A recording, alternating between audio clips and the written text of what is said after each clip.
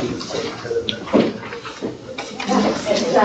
nice to be here. I have to think I've gotten used to how cold it is. I wasn't sure what to bring. But I realized very quickly once I stepped outside that I needed much more than I forgot. In Vancouver right now, we are currently trimming the trees and getting the roses ready, trimming out the buds and making the garden ready to brush out buds on trees. It's very different climate. So I want to first of all begin by thanking Amy and the team for inviting me to speak with you today and to share some of my work here in Toronto. And I also want to acknowledge that I'm a visitor here on the traditional lands of the First Nations people, including the Mississauga, the Pukata. And I understand that there's the greater Vancouver area is huge. It's one that's flying over. All I can see is buildings and stuff. So I know that there are other First Nations groups that are very diverse in this land. And maybe I should take this off. Sorry.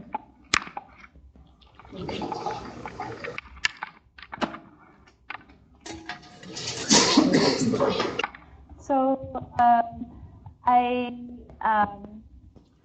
want to say that I also say that my acknowledgement is in the spirit of reconciliation because I prepared this talk and work my own research on the traditional and unceded territory of the Musqueam, Tsleil peoples, and the Tsleil peoples, now known as the Greater Vancouver area.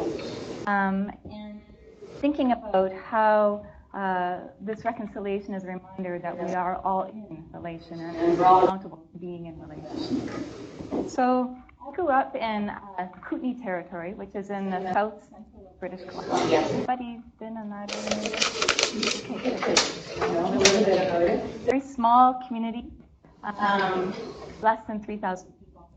And with this land and being in the interior, I grew up pretty much knowing these mountains very well. And we did a lot of skiing and cycling and hiking. But also we longed for the excitement of the bigger city and sort of would walk the downtown area in about 2 minutes back and forth. But we also recognized that the land itself was a big source of nourishment. After growing up in the Kootenays, I had my first teaching position in Hawaii, on the which are in the Pacific Northwest, Alaska handle. And it was there that my students taught me about how mathematics bring us together, about how doing mathematics can be kind of a fun experience. I had a lot of students in my classroom who would come in after school and at lunch to work on mathematics. So a lot of people enjoyed it. A lot of people enjoyed it, even though you may not have it know directly how it applies to their lives, but they did enjoy it. But I also had lots of other kids who asked me the question, like, when are we ever going to use this, or when do we need this? And I can remember saying in my first year of teaching, a response to that question was something like, well, they say that we should do this now so that it can prepare you for doing another level of it later. And then my students would ask me, who's they? Oh my goodness, good question, who is they? And so it was kind of back to school for me to try to figure out a little bit more about who actually designs the curriculum, what is mathematics, who decides and makes those decisions about what should be taught. But on Haida Gwaii, I tried to connect the land and the place to what my students were learning, build on the strengths that they brought to the classroom. And these are some of the slides that kind of give an indication of the land and what it offers.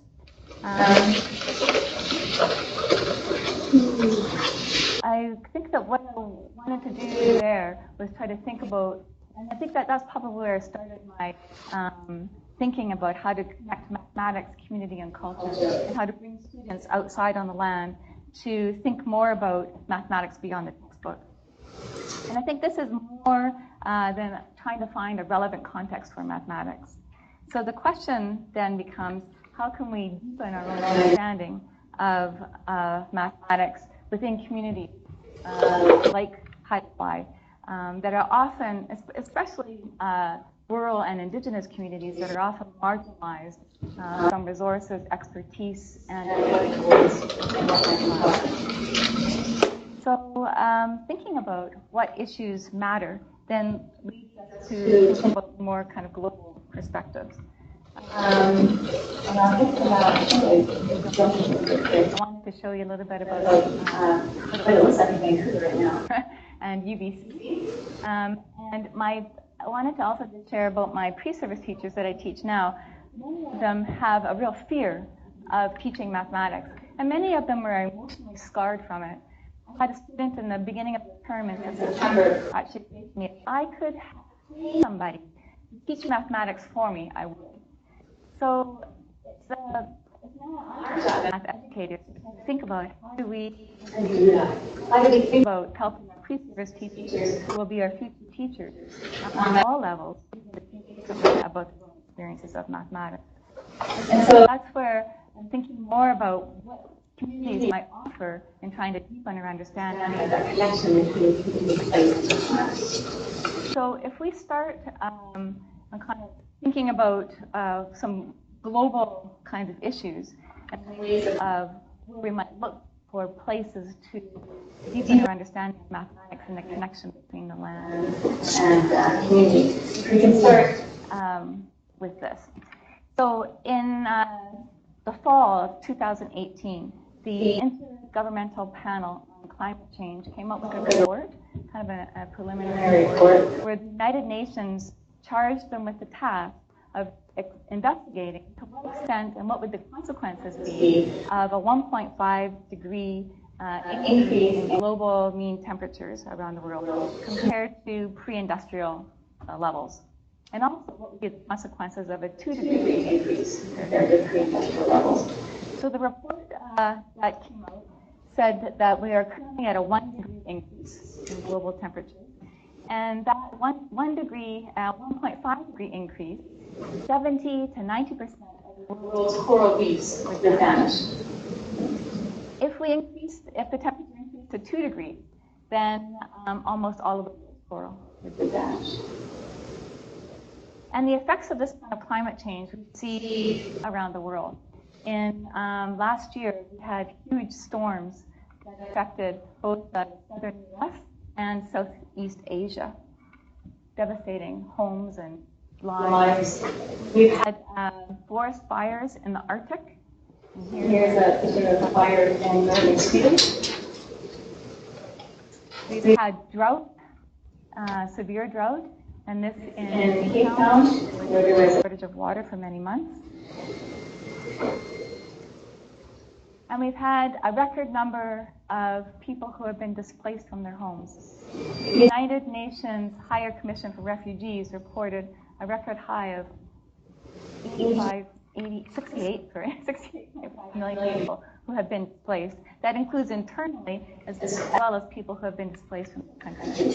So of that 68.5, about 25 million are refugees who actually had to leave their country. Of that 25 million, about half of them are children. We know also from the World Health Organization that 1.8 billion people globally use a source of water that's contaminated. And also that this occurs throughout Canada. So there are lots of rural and indigenous communities that still do not have a clean source of drinking water. In Paraguay, there are many families, both in Skidegate and Masset, who still use bottled water have access to it. So we don't need to look very far to find this same problem. And of course, we also have population growth. This is an artificial wave pool in China. Here are fans at a football or soccer match in Argentina. They're kind of blocking the sun.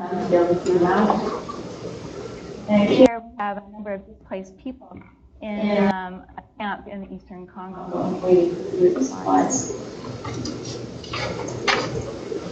So the effects of the world population, I'm going to just jump back to this and go to show you how, if you think about any of these, this is actually live population of Canada. So right now at 37 million, but the population of the world is about 7.5 billion. So there's lots of questions we could ask around that. So how much is 7.5 billion? What does it look like? What is 7.5 billion really? When would the population get to 8 billion? And what would that look like? And what effect does that actually have on the planet? So in order to understand a lot of these different issues, requires some kind of mathematics to be able to measure, compare, to model.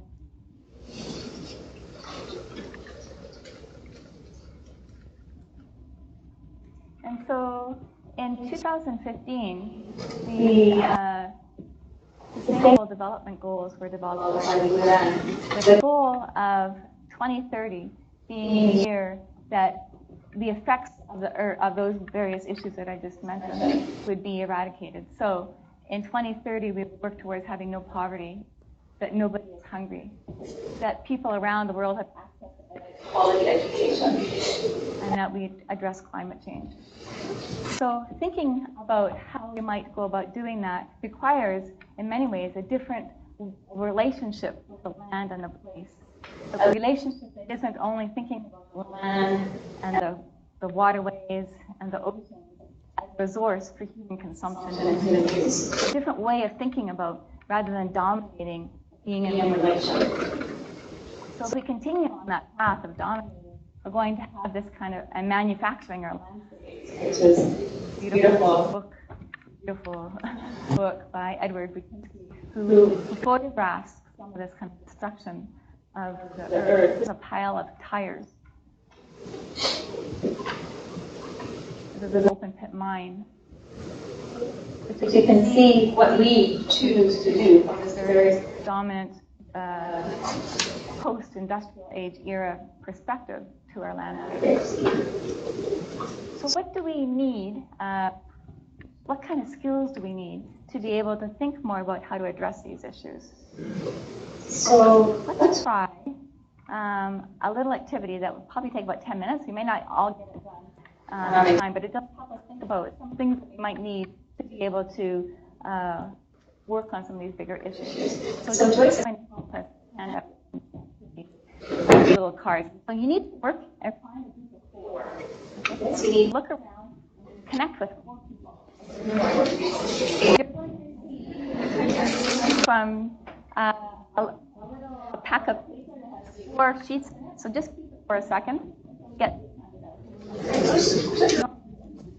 with 4 people. So you get a group of 4.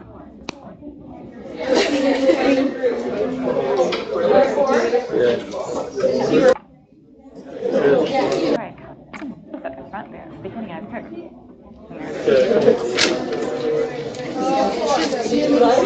Yeah, just keep going. Don't get yet until we get handed out.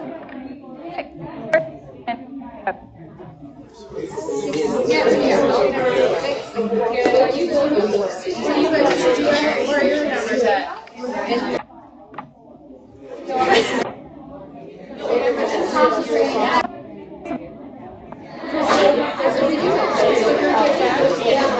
I love. I know.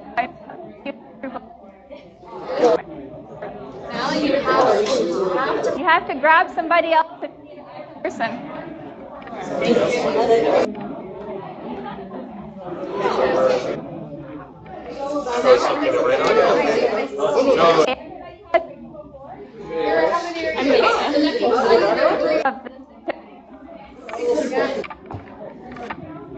No, don't know. The mystery of it. They need one more. They need one more. Yeah. So it's a problem to get 4. So if there's a group of 3, that would be okay. One person will just have to take 2 cards. Does somebody else need a member? Yes, we do. We've got 3 groups of 3 here. So then you can rearrange. Okay, good.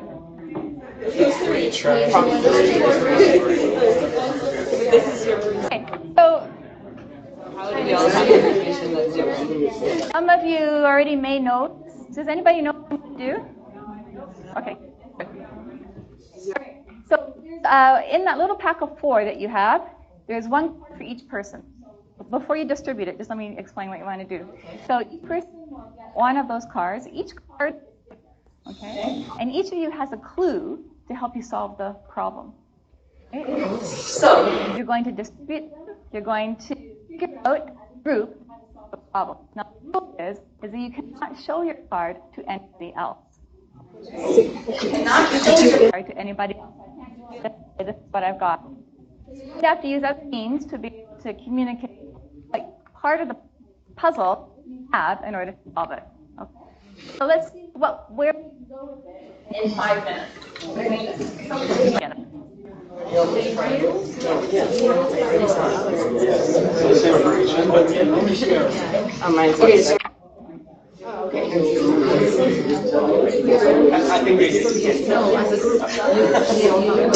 So, sorry, just to be clear, together, the definition of triangle is an operation holds over all 4 of these squares.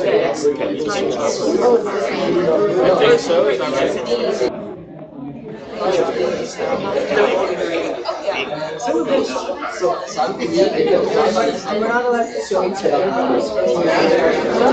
Six triangle 8 is 24. See, I have 3 triangle 3 equals 3 for me. You can save it like you just can't do the solution, but you can use what else? Yeah. You can have show. And then so are we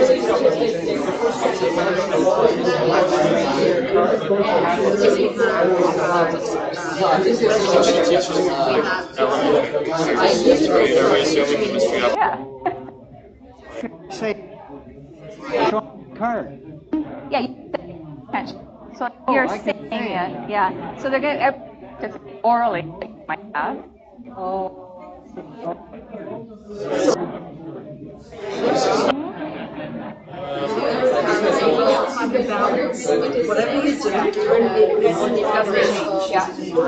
Yeah, you should. Call it triangle.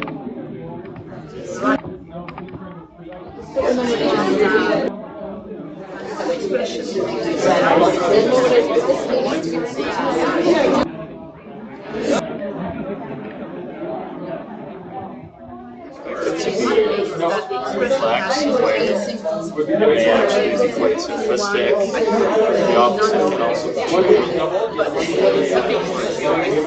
Well, 3 triangle 3 equals 3 by multiplying, but 1 triangle 2/3 not multiplying.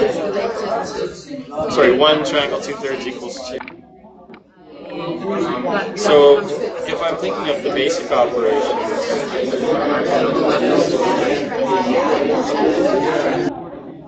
include all 4 right away. Let's try this equation. Is that true? Have you excluded all 4 basic operations just to return? What does it work for? 3/4.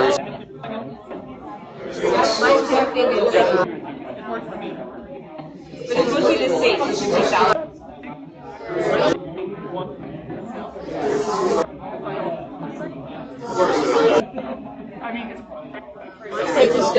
Either one of them.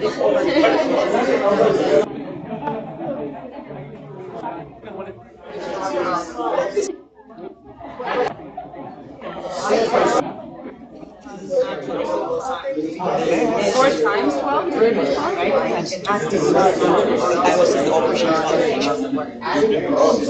So when you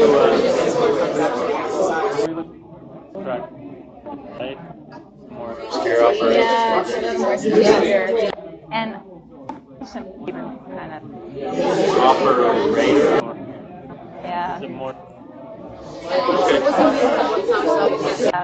I thought about Oh. For basic operations. yeah, yeah.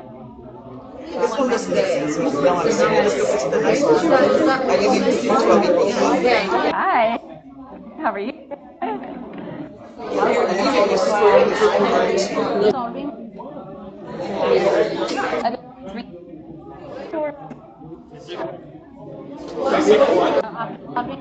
Oh, you're in.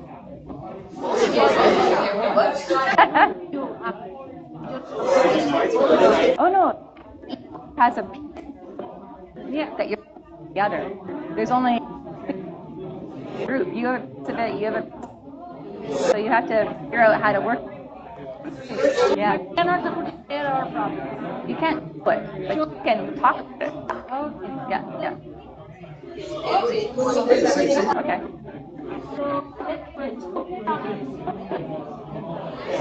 And we can find out, solve the problem.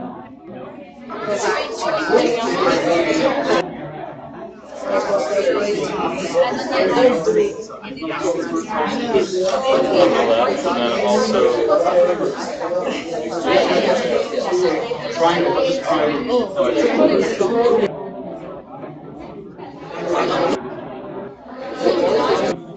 Here, close.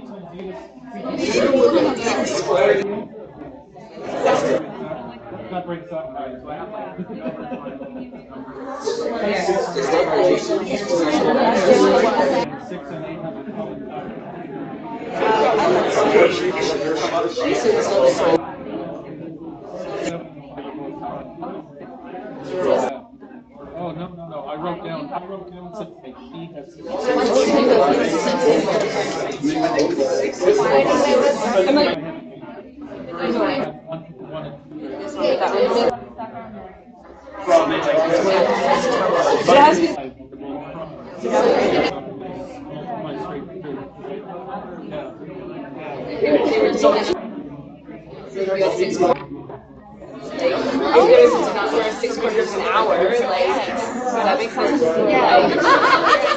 I'm not, I'm wondering about whether or not the word operate is the correct word. No. It's not a not the usual ones.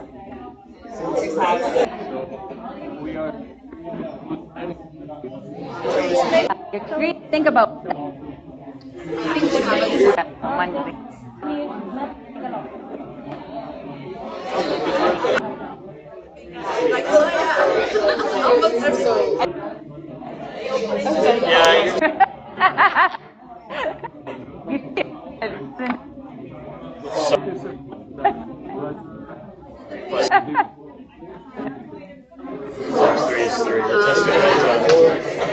I like that. It's good. some other counting. So it's not. Oh, you're cheating now. Okay. You're doing that. I thought you were close. I was close. I was saying that.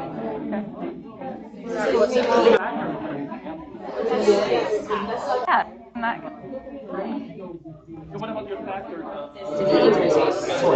Yeah. So then we have to. I think 6 represent a habit. It would make a lot of sense based on. Okay. I think that will take some. Okay. I am going to.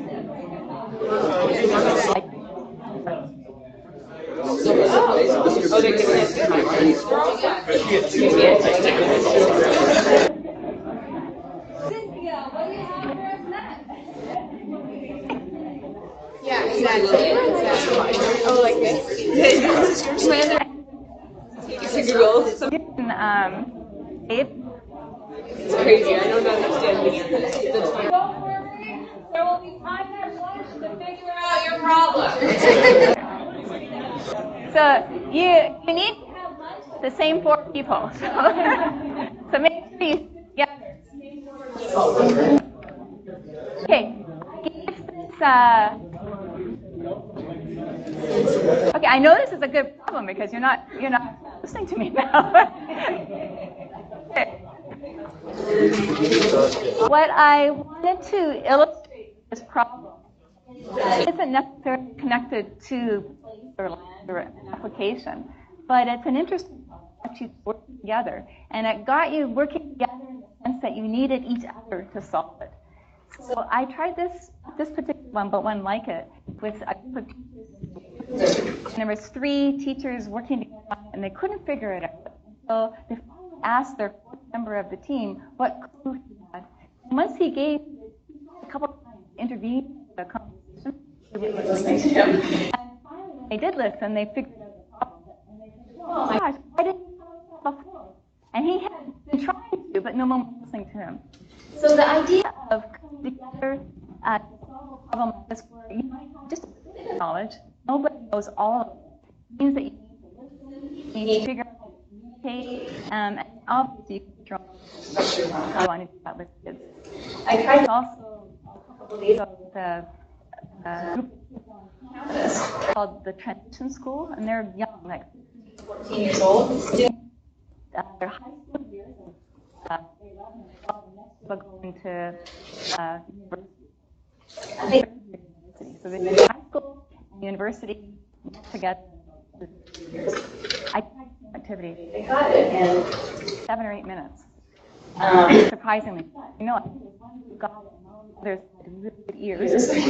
So the idea of it spreading across. So I think. You can work with or find the same 4 people at lunchtime, and hopefully you can continue to think about the problem. But again, it was just to illustrate the idea of how we need to be working together to find a solution to some of these. There's a group of people who've been working on the skills that we need for the 21st century. And this is from Keep 21, which is Partnership for 21, looks at government, NGOs, educators, who for the last 20 or 30 years have been looking at this kind of thinking of work, life skills, learning and engagement, digital literacies as a way to prepare students for the future. But I would argue that this isn't enough for us to think about what we need to do to be able to respond to some of the issues that I was just mentioning. This would prepare students for a job, perhaps, but not necessarily in a way that helps them think about what we want to do to make a difference in the world. This is another way to organize some of those same 21st century skills around the content of reading, writing, arithmetic. This is from an article by Chu, as well as looking at 7 C's of critical thinking, creativity, collaboration, cross-cultural understanding.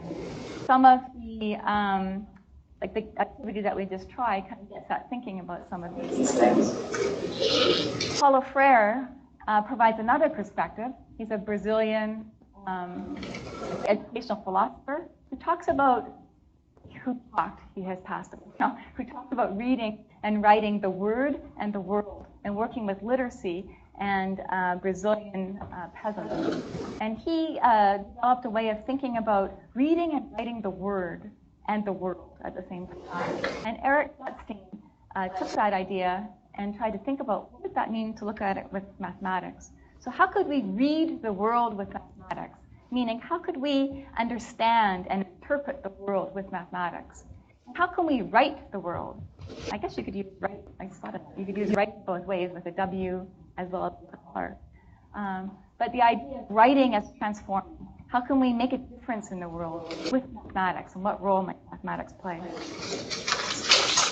So I've been working with my team of about 7 or 8 of us, grad students and academics, of trying to think about what this could look like in different contexts.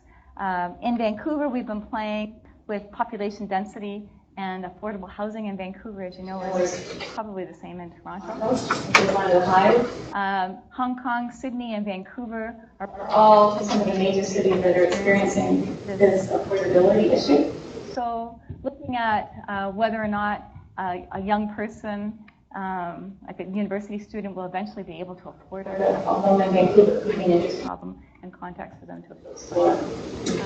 Images of Vancouver in 1960 and 2019, pretty much in the same. Yeah, it's amazing. Not quite as bad as this. This is a township or outside of Hong Kong where It has some of the world's tallest buildings. So you can see, thinking about what are the ramifications of densification, what are the concerns, and what are the limitations. So exploring population and density, exploring ideas about water and how we're using it and how we're misusing it. So some questions. Fresh water makes up 20% of all water found on Earth, true or false? Water scarcity affects almost 3 billion people a year.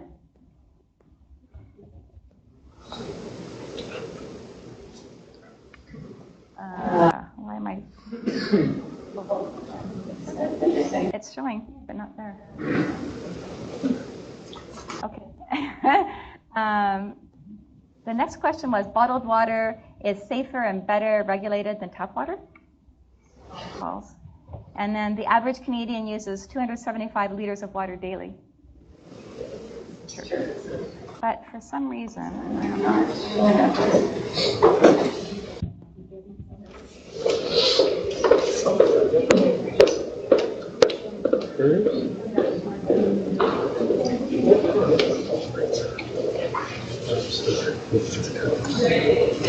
Okay, I'll go to the next slide, sorry. It just wants to say no to that. We'll go Hello, they're looking for you. They're looking for you. Okay, water footprint. Which of these items takes the most water to manufacture or to think about which takes the most and which takes the least?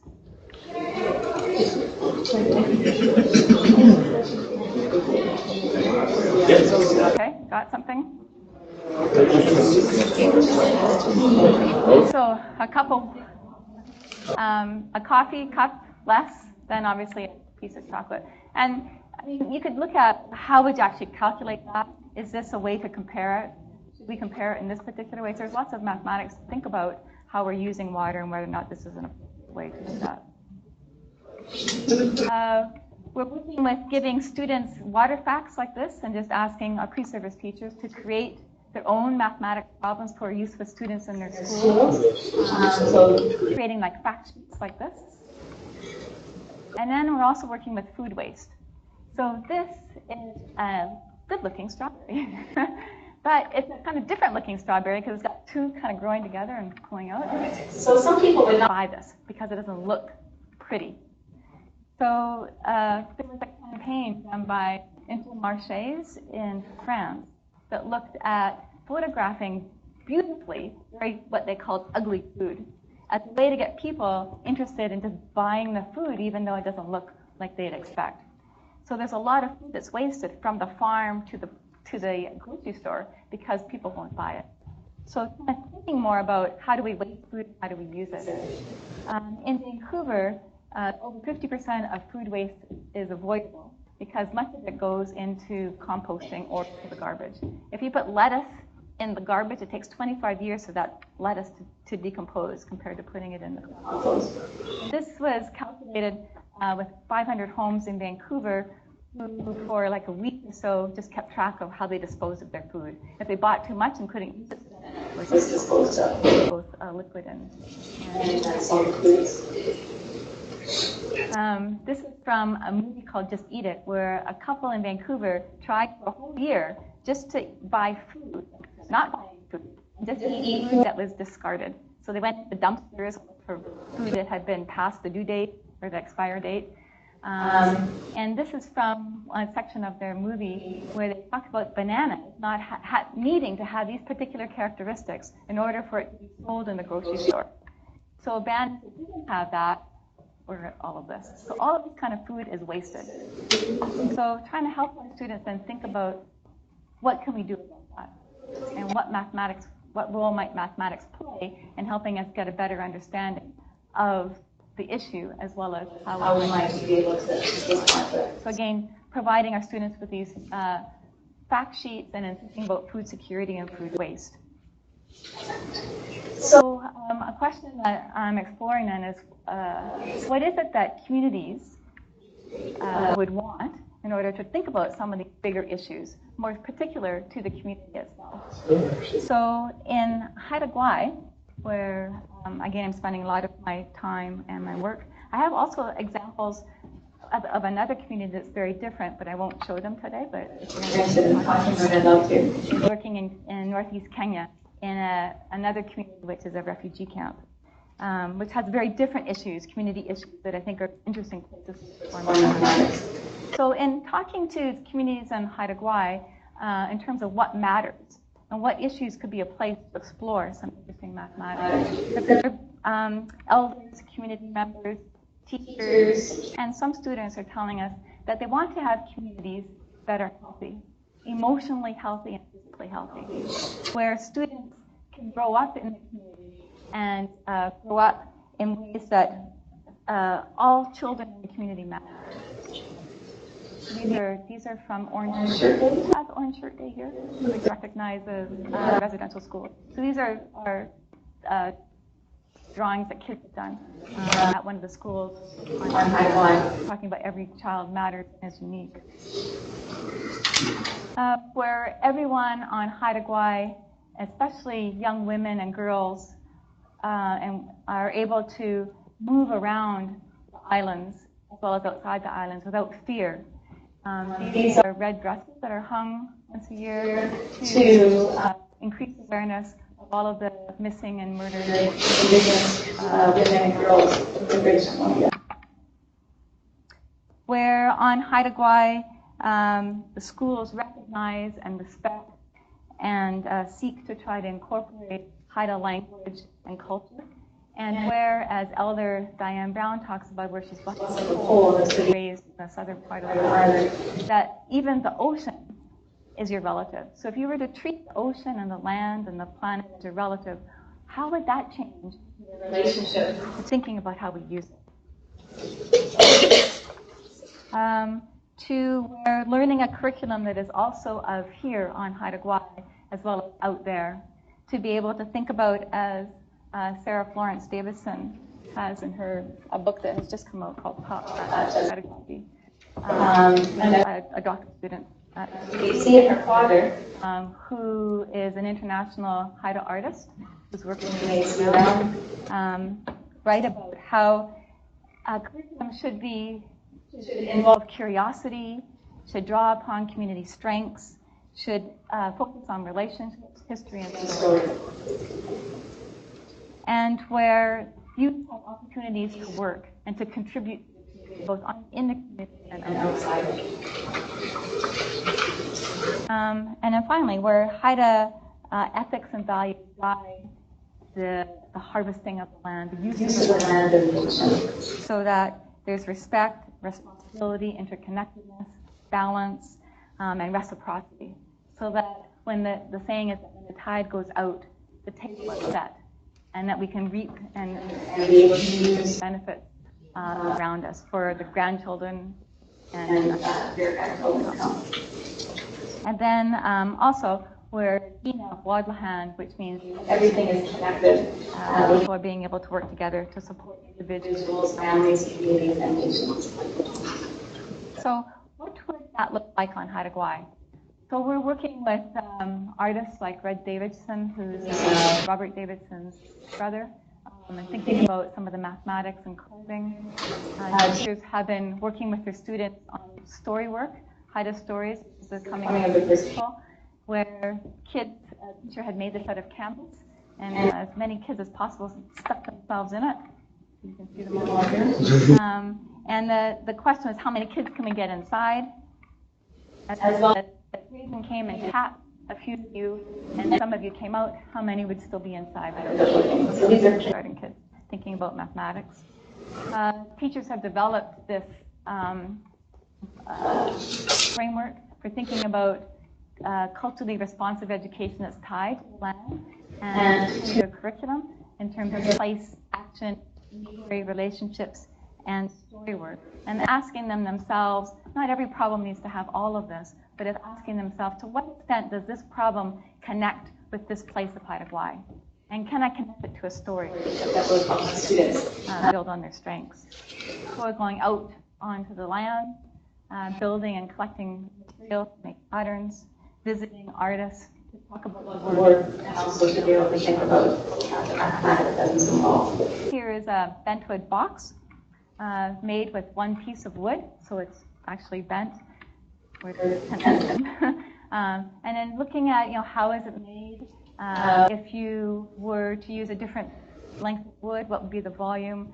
What would be the different dimensions to get a particular type of volume? So there's lots of different questions that can be connected to a story, which was told to us by Haida elders.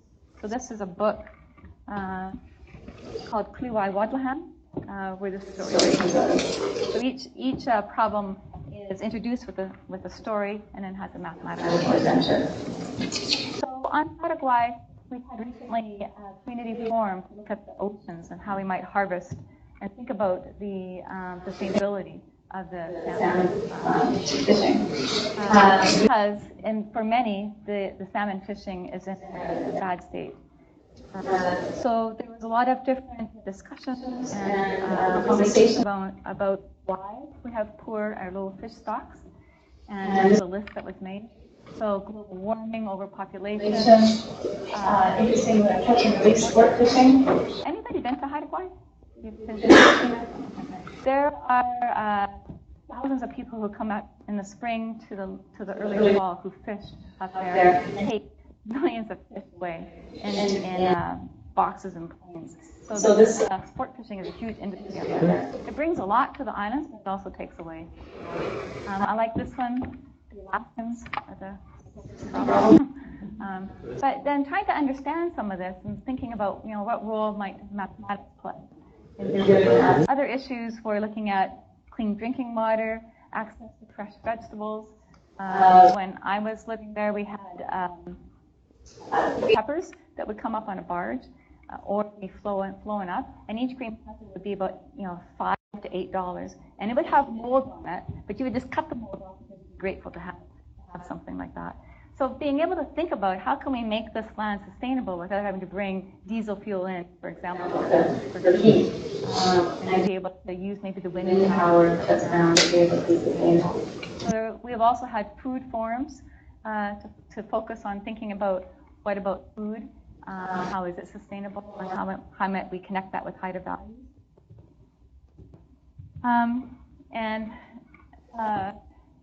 All of this is helping me think more about how or what role mathematics might play in shaping our world. And Richard Barwell has written a really nice piece, along with Oli Skosmos, who's been writing about critical mathematics education for many years now, but talks about how mathematics shapes our world. And he calls it the formatting power of mathematics. And how Richard talks about mathematics being responsible for climate change, in the sense that mathematics has created these amazing technologies which have led to the domination of the earth and the manufacturing of the planet that has led to climate change. But mathematics could also be a way to think about how we can change this. We can think of a solution. Kathy O'Neill, who you might have anybody read this book? Yeah, it's a great book. She just won, a mathematician just won the MAA award, Euler Book Award, for this book. It was a national bestseller for many months, and I think 2016. She writes about the big data algorithms and the challenges and the control that big data has had on some of our decision making and what we can do with it. So again, this formatting power of mathematics. So I want to argue that listening to communities and the issues that matter is really a form of thinking about decolonizing mathematics education, mathematics teaching learning. So if we pay attention to what matters in our communities and thinking about these local as well as global issues, we might be in a better place to think about how we can make a difference in the world, how we can use and deepen our own understanding of mathematics. That's the I need to just wrap up here, so there's a time for a couple of questions.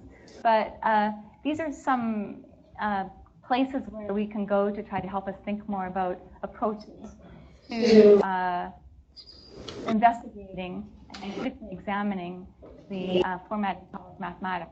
So Ole Skosmos talks about mathematical knowing, technological knowing, so knowing the what and knowing the how. But knowing the piece gets us into the critical part. So, which is also what Kathy O'Neill talks in the weapons of mass destruction, because we're not always aware of it. There's sort of hidden, implicit things that are happening. So the fact that on Facebook you might get a particular ad for a job, you don't know what it is that you're missing as well as what you're seeing. So particular places might target just young people or just males, people who are in particular STEM industries or jobs, and doing it in a sort of subtle, discriminatory way where you might not even know about it. That's just a surface example. That critical reflective knowing is really important. And then thinking about, again, reading and writing the world with mathematics, so thinking about how we might develop and change the world. Barwell builds on Moshe Renard's work on thinking about different approaches of accommodation, reformation, and transformation, using mathematics in a context. So the context for accommodation is where the community issue might just be the source, or just a context for looking at the mathematics, but not really gets you into thinking critically and deeply about it. The reformation view would be that you look at the issues that are important to the community, but that's where the investigation stops. And the transformation takes it further, and then try to think about how mathematics might be the tool to be able to provide a response. So engaging our students in action. What we do is help them act and make a difference in the world. So finally, I'm thinking that leading, decolonizing mathematics education and listening to one another and being in relation is a form of increasing our awareness so that mathematics can create, recognizing that mathematics can create our environment, that mathematical decisions may reflect political and social and economic decisions that are sometimes hidden, that we may not know of, that mathematics can bring an illusion of control and fairness at the same time, and that mathematics can help us change. So trying to think about how we might be able to deepen our own understanding of mathematics in order to be able to create a world where we're able to be living together in relation and sustainability. Thank you.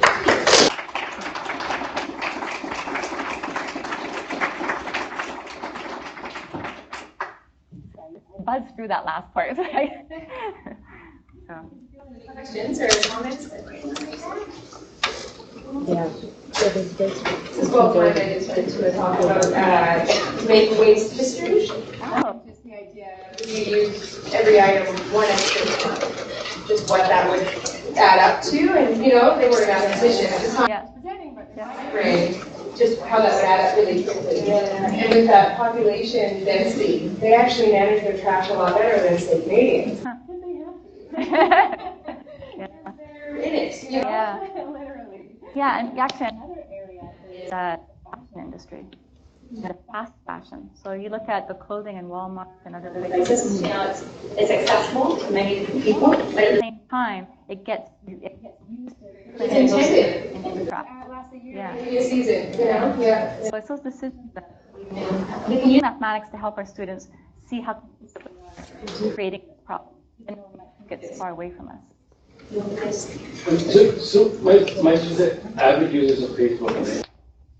And I want to demonstrate them through math works. And I have some really simple exercises. And my question to you and my question is, and then you kind of develop those exercises using math on any social, how any social media platform work for the students.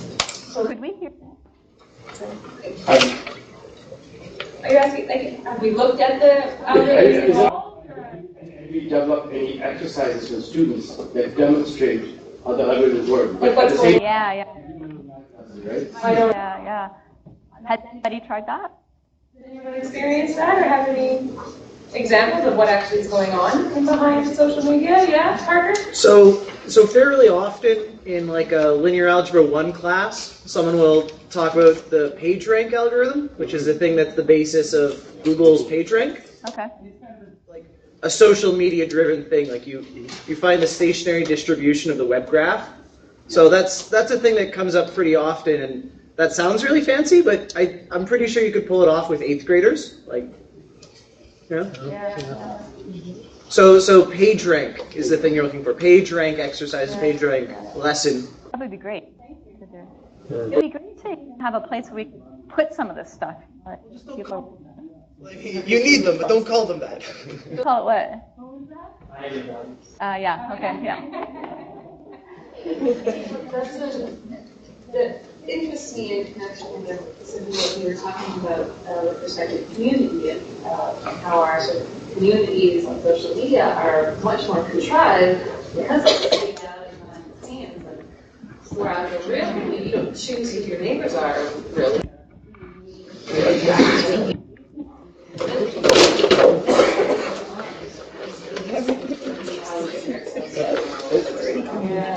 Yeah, the challenge is that it's invisible. So that's what she talks about, Catherine Neal. Weapons of math destruction are invisible. You don't know what's happening. They're widespread. They're destructive.